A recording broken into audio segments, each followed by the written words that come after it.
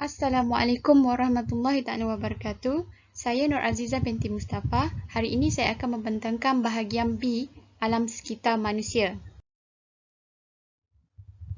Soalan 3B. Jelaskan aktiviti manusia yang menyumbang kepada peningkatan sisa pepejar di dalam sungai. Aktiviti yang pertama, aktiviti perniagaan. Aktiviti perniagaan seperti kedai makan dan restoran menghasilkan sisa pepejar yang banyak setiap hari. Sampah dan sisa perniagaan seperti plastik, botol dan kaca dibuang ke dalam sungai. Kesannya, sisa pepejar di dalam sungai akan meningkat.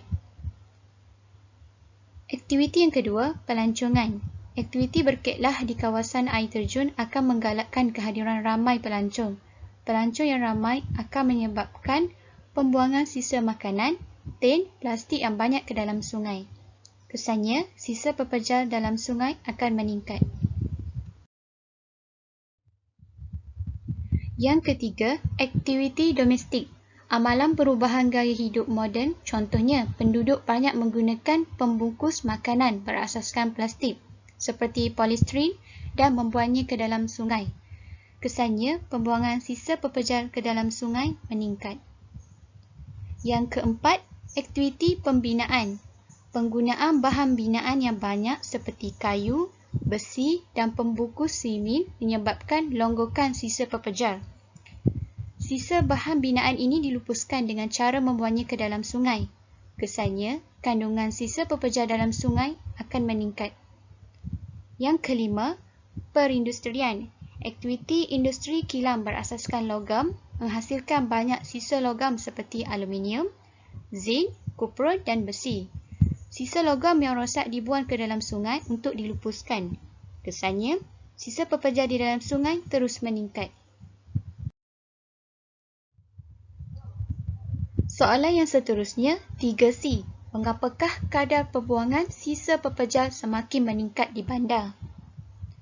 Yang pertama, pertambahan penduduk. Pertambahan penduduk di bandar menyebabkan terdapat banyak kawasan perumahan yang menghasilkan banyak sisa pepejar seperti pembungkus makanan, botol, plastik dan tin. Kesannya, pembuangan sisa pepejar di bandar akan meningkat. Yang kedua, sikap penduduk. Sikap penduduk yang tidak prihatin terhadap isu alam sekitar iaitu tidak mengamalkan amalan kitar semula.